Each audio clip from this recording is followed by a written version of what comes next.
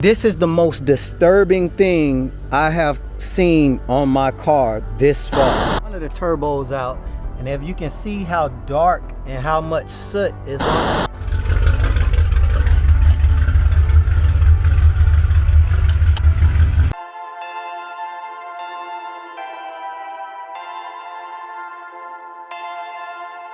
Perfect.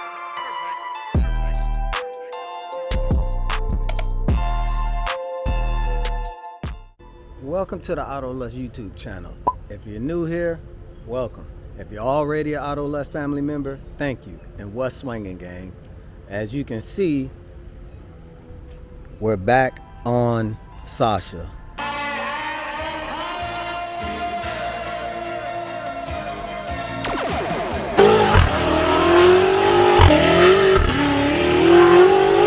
Finally. You know, it's so hot here in Florida. Like, I'm sure you can tell by the way it looks out here, it's hell hot. I mean, and the sun is just like directly overhead. So it's like, I mean, it's literally almost no shade to be had. You know, the shop is jam-packed. It's hot in there. It's even cooler out here. So that's why I'm doing everything I can outside in the parking lot. But check this out. We're finally getting move this out of the way. We're finally getting all of the turbo gaskets put on, the exhaust gaskets. You know, if you don't know, Sasha has a terrible exhaust leak, and it's making the car, you know, run kind of funny. She runs better than she's ran in the past at least 3 months, or yeah, at least, no, probably longer than that. The past 6 months, she runs great. You know, we found out a lot of the stuff that was wrong with her and making her fully built engine run bad. So if you want to see those videos, I'll link them down in the description to the X6M playlist. But before we can take off my custom stage 2.5 turbos, I have to move the carbon fiber RK inlets, disconnect a couple of the lines. I'm gonna try to prop the turbo up and replace the small gaskets on the bottom, since the gaskets on the back of the since the downpipe gaskets aren't that hard to take off, you know. But also you chance breaking the oil drain for the turbo, because those are like this steel corrugated thing, and you know, if they snap, it's gonna put oil everywhere. You know, you don't want a bunch of oil all over the engine. So I got to see exactly how I'm gonna do that, but I'm gonna start getting this thing ripped apart now. A few moments later. Okay, I have all of this stuff off, which is pretty much everything you need to remove before removing the turbos. But, oh, and also this heat shield and the exhaust clamps. So I removed both rear turbo exhaust clamps. Oh, and as you can see, this is why I say stage 2.5. As you can see, this is definitely not a stage 2 turbo.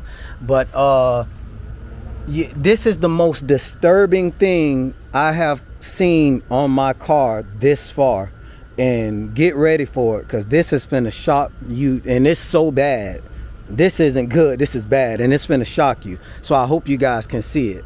So I saw some white soot on both sides of these locations here, but it didn't look bad, and both of these clamps were fully seated on the back of the turbo and the downpipe, but both bolts were loose. I mean, hand tight. And I know for a fact I torqued them when I installed the turbos, but my engine was running rough for so long that the engine would shake like this, because the ground, it was a bad ground, and I think something else was wrong too, and it would cause the engine to idle very bad, because the ECU wasn't getting the correct power because the ground was bad. So the ECUs were acting super funky, so the engine would shake at idle, like, I mean, jump around like literally a spark plug is missing. And all of that jumping around caused this. Let me see if you guys can see it. Can you guys see the flange that connects to the turbo header down there? I mean, I can't get it down there, so I'm gonna tell you exactly what it looks like. hold on. So, oh man, back this camera up. Man, I'm not a model. Back that camera up. So the flange where the turbo sits on the exhaust header, the turbo isn't even on the exhaust header. It's kind of like crooked. Okay, right there you can see the turbo flange. Literally the entire turbo was hovering over the turbo header. It made no connection, so all of the boost was just escaping directly into the surrounding engine bay out of the passenger side turbo. You know, which is super weird, and I believe that came from the engine shaking for about 6 months, all of us trying to find out what's going on, and it's not throwing any engine codes. Okay, so I have one of the turbos out, and if you can see how dark and how much soot is on that oil return line, then you know that that part was leaking. And I'm going to show you the bad gasket. As you can see here, it's horrible looking. I mean, look at it. It's all cracked, corroded. And this one, this was my mistake, because I put that one on, but when I took the turbo off, I found this gasket sitting down here. And it's in brand new condition. Well, it's a little tattered. So this down pipe never had a full connection. And as you can see, what I told you, this turbo isn't even all the way off yet. And you can see that. That's how I found it. So that one worked itself off, you know. And I don't know if the gasket is in this one either. When I pop that one off, I'll be able to tell. But what I'm going to do is I'm going to use the exhaust gasket silicone, put it in the little channel, put a little bit in the little channels on the top and the bottom, and that will hold the gasket steady until the turbo actually mounts inside of the car. Let me back this camera up. Until I actually mount the turbo. So, cause I know I put that gasket on, but I guess as I was like trying to adjust it, it probably like slipped down, and you're not gonna see it slip down because the turbo is massive, as you can see, and it blocks it, so you can't tell. And then the lip of the exhaust side of the turbo hangs over the actual downpipe, so you can't see if it's in there once it's connected. So yeah, I'm definitely doing everything a totally different route this time. But it looks like it's gonna rain soon, and you know, I need to get this done and put back together. A few moments later.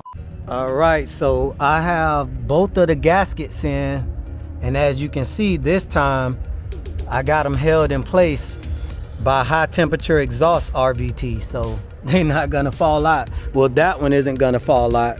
This is the only one that fell out, but these other three, they just burn up from the car shaking around. I couldn't even find any trace of them. I found one that was like 2 or 3 little pieces in there, like one piece there and another piece there. There's like 2 or 3 pieces, but that wasn't, you know, enough to hold the exhaust in, so all of them blew out. But man, that rain is getting closer and closer. Look at the sky now. So I'm definitely gonna try to get it back together. I'm gonna be doing this later on. All right, let's see what we got. So we got both turbos back in now. Whew. Look how far the turbos sit from the front of the vehicle and the side of the vehicle. So imagine how my back feel. Jesus. So yeah, now it's just time to hook these lines back up, put the charge pipes back on, and before I put the heat shield on, I'm gonna fire it up to make sure that it's no, you know, exhaust. Matter of fact, I can actually fire it up now once I hook the lines up. So I might just do that, leave the turbos open and fire it up to make sure there's no exhaust leaks. And with movie magic, Sasha is done.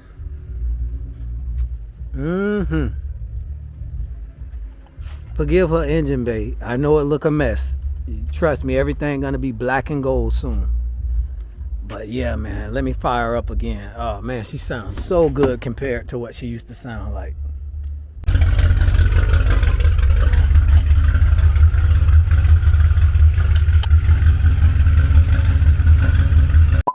Sorry guys, but for some odd reason my camera didn't record the things that it was supposed to record, like me starting the car up so you guys can hear that there's no longer an exhaust leak, or when I started the car up to test to see if it was exhaust leak with the turbo compressor housings exposed. It's really nice to see both turbo wheels spinning in the front of the car at the same time, and I really wanted you guys to see that. So again, I apologize. Just camera errors, I guess. The next day. So it's the next day. I, filled up any lost fluids and stuff like that. I really wanted to get some driving impressions, but it started to rain terribly hard and the sun was already set. So I wasn't able to get any driving impressions. But trust me, Sasha is back. Sasha is back. I mean, what can I say? You guys already know exactly how she behaves when she's running perfect. She idles perfect. The drivability is perfect. About the only thing that I have noticed is from letting her sit a couple of weeks, the driver's side rear, it sags maybe about a ½ inch, and that's really a small amount in that amount of time. And when I turn her on, she pumps right back up. So her rear airbags will need to be replaced soon, and they're nothing like the 7 Series rear air struts. So they're a lot cheaper and take about 30 minutes per side to change. So I mean, it's a real easy job. So Sasha's rear air struts will need to be, rear airbags will need to be replaced soon. FCP has those with lifetime warranty as well for around $400. But other than that, yeah.